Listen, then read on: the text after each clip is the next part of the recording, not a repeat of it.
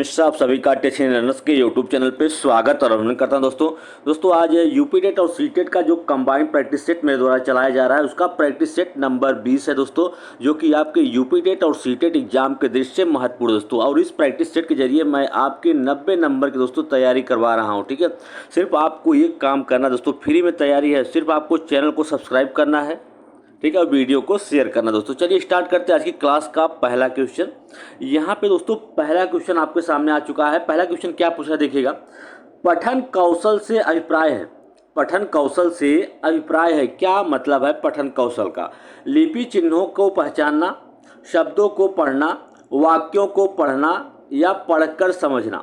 तो पठन कौशल से अभिप्राय है पढ़कर समझना। किसी चीज़ को पढ़कर समझना ये क्या कहलाता है? पठन कौशल कहलाता है। चलिए आगे चलते हैं। सभी क्वेश्चन आपकी परीक्षा के दृष्टि से महत्वपूर्ण है, शुरू से अंत तक पूरा वीडियो देखिएगा दोस्तों। क्वेश्चन नंबर नेक्स्ट है कि पठन पाठन के अंत में ऐसे अभ्यास एवं गतिविधियां हों जो पठन पाठन के अंत में ऐसे अभ्यास और गतिविधियां हों जो बच्चों को स्वयं कुछ करने और सीखने का अवसर प्रदान करें, केवल पाठ से ही संबंधित हों, पाठ पर बिल्कुल आधारित न हों, सरल भाषा वाले हों। तो ऐसे पाठ की गतिविधियां शामिल हों दोस्तों जो बच्चे को स्वयं कुछ करने और सीखने का अवसर प्रदान करें। बिल्कुल सही दोस्तों, पहला ऑप्शन इसका सही है। ठीक है, पाठन के अंत में ऐसी अभ्यास या गतिविधियां शामिल होनी चाहिए जो बच्चे को स्वयं से कुछ करने और सीखने का अवसर प्रदान करें। जहां बच्चे को अवसर देने की या प्रमुखता देने की बात आ जाए वह आपका ऑप्शन जो हो वही सही होता है। ठीक है, चलिए आगे चलते हैं। क्वेश्चन नंबर नेक्स्ट पे कह रहा है कि व्याकरण शिक्षण की अपेक्षाकृत बेहतर विधि कौन सी है? व्याकरण शिक्षण की अपेक्षाकृत बेहतर विधि कौन सी है? आगमन विधि, निगमन विधि, सूत्र विधि या पुस्तक विधि? तो व्याकरण शिक्षण की अपेक्षाकृत जो सबसे अच्छी विधि है वो आगमन विधि है, क्योंकि आगमन विधि में पहले उदाहरण बताया जाता है फिर नियम की ओर जाया जाता है। तो इस क्वेश्चन का राइट जवाब ऑप्शन नंबर फर्स्ट है। निगमन विधि में पहले नियम बताया जाता है फिर उदाहरण बताया जाता है। सूत्र विधि का प्रयोग संस्कृत भाषा में किया जाता है, इसमें सूत्र रटाया जाता है। और पुस्तक विधि में क्या होता है दोस्तों कि शिक्षक का बच्चों से कहता है कुछ पुस्तक के कुछ अंश पढ़ो और उसके बाद शिक्षक उसका अर्थ या मतलब बताता है। ठीक है, चलिए आगे चलते हैं। क्वेश्चन नंबर नेक्स्ट पे 8वीं कक्षा में पढ़ने वाला आदित्य कागज पर लिखते समय बाएं हाशिए को बढ़ाता चलता है, यह प्रमुख लक्षण किसका है? भाषा में पिछड़ेपन का, डिसलेक्सिया का, डिसग्राफिया का या लेखन में पिछड़ेपन का? तो 8वीं कक्षा में पढ़ने वाला जो आदित्य है वो कागज पर लिखते समय बाएं हाशिए को बढ़ाता जाता है, मतलब उसको लिखने संबंधित क्या है, उसको दिक्कत है, अर्थात उसे डिसग्राफिया की समस्या है। क्या है? डिसग्राफिया है। और अगर बच्चे को पढ़ने संबंधित कोई दिक्कत होता तो क्या कहलाता है? डिसलेक्सिया कहलाता। ठीक है, तो अगर गणना संबंधित कोई प्रॉब्लम होती तो डिसकैलकुलिया कहलाता। चलिए आगे चलते क्वेश्चन नंबर नेक्स्ट पे। क्वेश्चन नंबर नेक्स्ट है दोस्तों करा कि भाषा संबंधित मूल्यांकन में पाठ्यक्रम विशेष की भाषा का ही मूल्यांकन करना चाहिए, बच्चों की भाषा प्रयोग संबंधित क्षमता का मूल्यांकन करना चाहिए, बच्चों के भाषिक नियम संबंधित ज्ञान का मूल्यांकन करना चाहिए, पाठ्यक्रम विशेष की उपलब्धि समझनी चाहिए।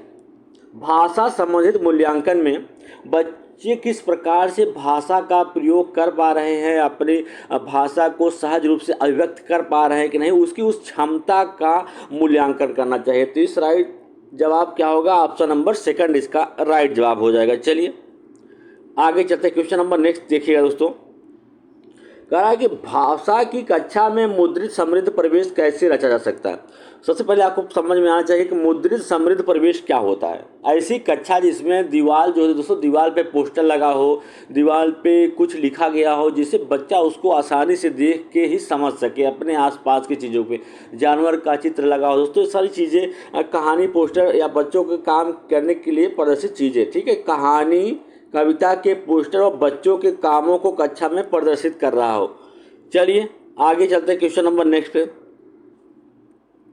कहा कि तपस्या 7वीं कक्षा में विभिन्न संदर्भों में पृथ्वी, वसुधा और भूमि शब्दों के प्रयोग की तरफ बच्चों का ध्यान आकर्षित करती है।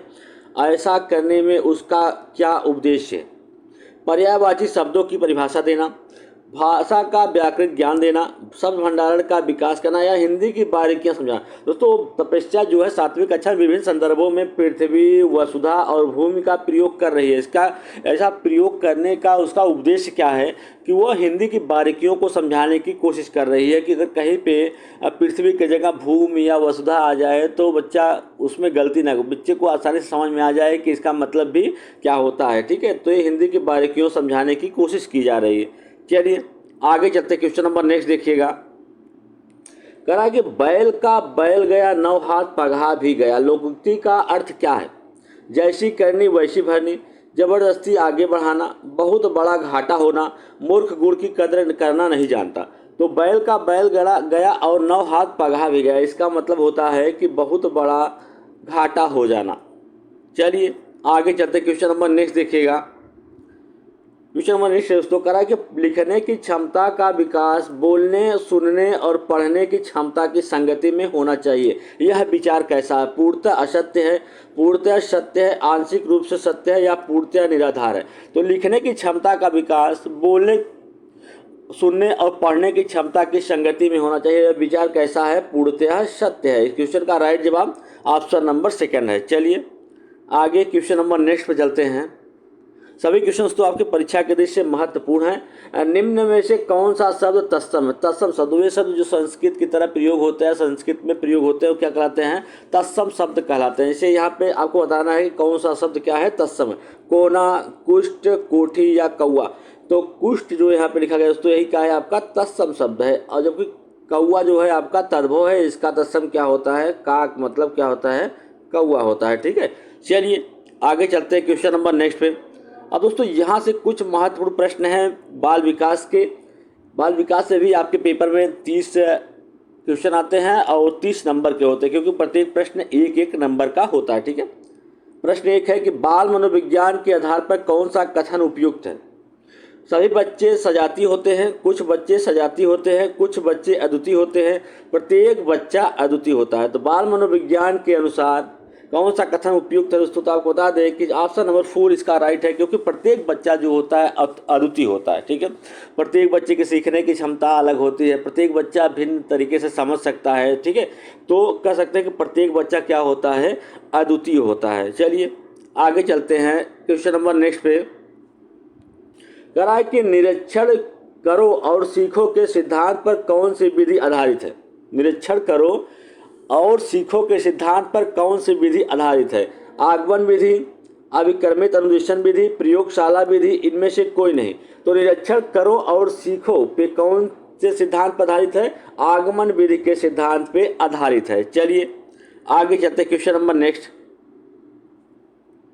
कह रहा है कि निम्नलिखित में से कौन सा श्रव्य दृश्य सामग्री के उपयोग हेतु सही उपदेश नहीं है?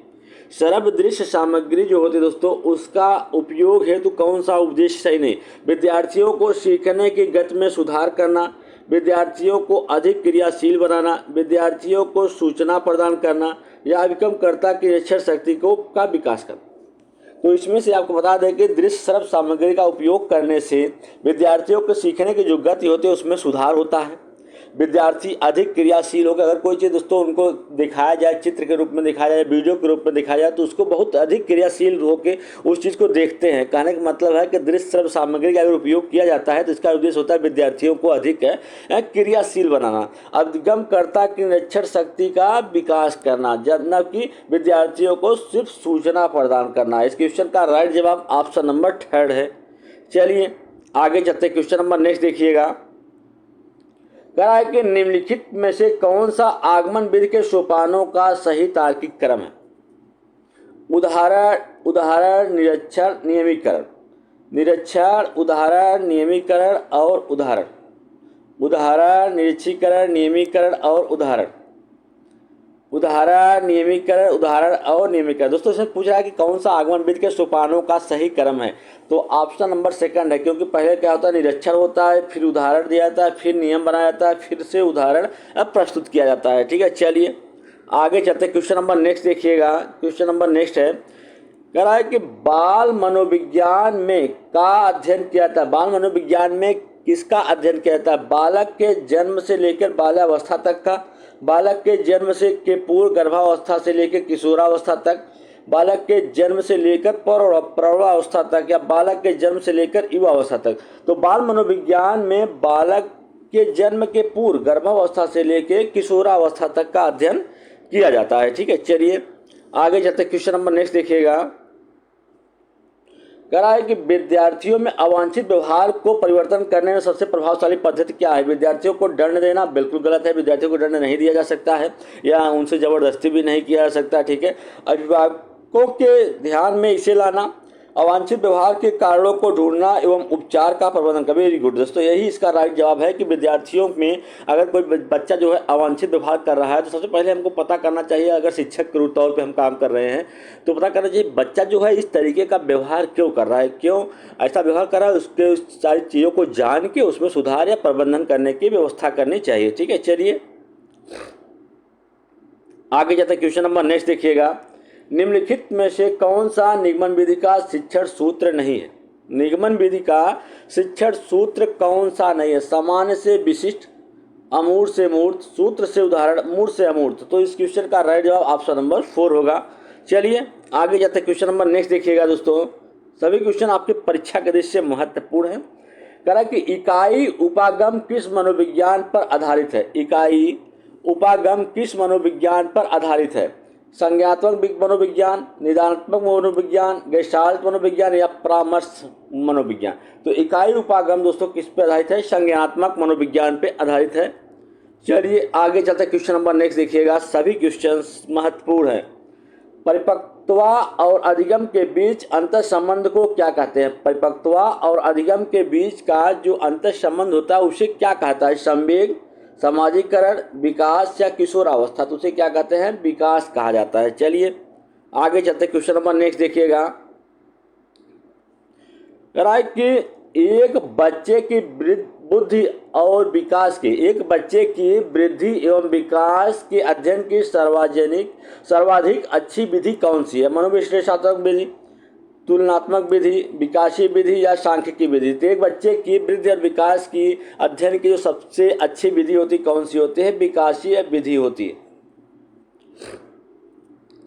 अब दोस्तों यहाँ से कुछ महत्वपूर्ण प्रश्न हैं आपके पर्यावरण अध्ययन के। प्रश्न नंबर 1 है कि घरों की निम्नलिखित विशेषता पर विचार कीजिए। एक घरों की विशेषता यहाँ पे दिया गया है और पूछ रहा है कि इसमें से कौन कौन सी घरों की विशेषता हैं लद्दाख और लेह की। ठीक है, तो ऑप्शन कथन 1 है कि भूतल खिड़कियों के बिना है। सेकंड है पेड़ की शाखाओं से बनी लकड़ी की तिरछी छतें होती हैं। कथन सी है कि घरों को पत्थर के खंभों पर जमीन से लगभग 10 से 12 फीट ऊपर बनाया जाता है। डी है पत्थर, मिट्टी और चूने से बनी मोटी दीवारें होती हैं। ई होता लकड़ी के फर्श होते हैं। ठीक है दोस्तों, इसमें बताना लेह और लद्दाख के घरों की विशेषता कौन सी होती है? तो लेह और लद्दाख के जो घर होते हैं उनकी विशेषता दोस्तों ये होती है कि भूतल खिड़की के बिना होते हैं। भूतल में क्या होता है? कोई खिड़की नहीं होती है और पत्थर, मिट्टी और चूने से बनी मोटी दीवारें होती हैं और लकड़ी के फर्श होते हैं। तो कहने का मतलब है कि इसका ए, डी और ई जो है कथन ये सही है। तो किस ऑप्शन में ये चीज़ आपको दिखाई दे रहा है इसको देखिएगा। ऑप्शन नंबर 3 इसका राइट जवाब हो जाएगा। चलिए आगे चलते हैं क्वेश्चन नंबर नेक्स्ट पे। क्वेश्चन नंबर नेक्स्ट कह रहा है कि निम्नलिखित में से किस बंदरगाह को डायमंड हार्बर के नाम से जाना जाता है? किस बंदरगाह को डायमंड हार्बर के नाम से जाना जाता है? हल्दिया का बंदरगाह, कांडला का बंदरगाह, मझगांव का बंदरगाह या मुरगांव का बंदरगाह।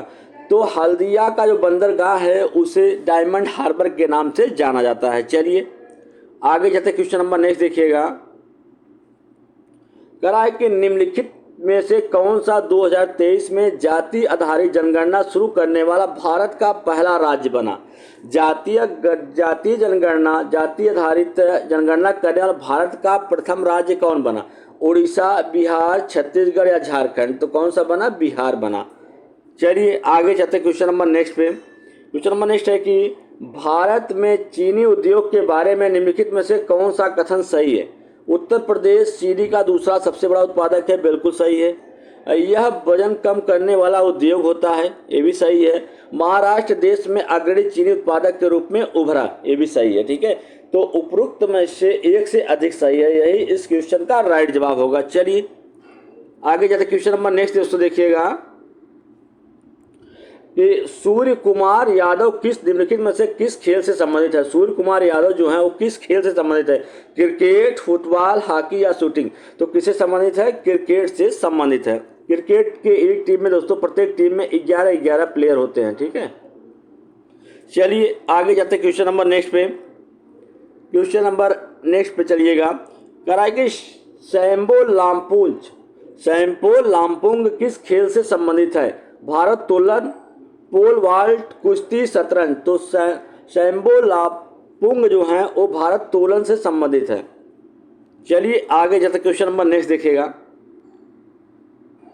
क्वेश्चन नंबर नेक्स्ट है, करा कि साइना नेहवाल का जन्म इस जिले में हुआ था। साइना नेहवाल जो थे दोस्तों एक टेनिस खिलाड़ी हैं जिनका जन्म कहाँ पे हुआ था? सिरसा में, फतेहाबाद में, रेवाड़ी या हिसार में? तो उनका जन्म कहाँ पे हुआ था? हिसार में। इस क्वेश्चन का राइट जवाब ऑप्शन नंबर 4 है।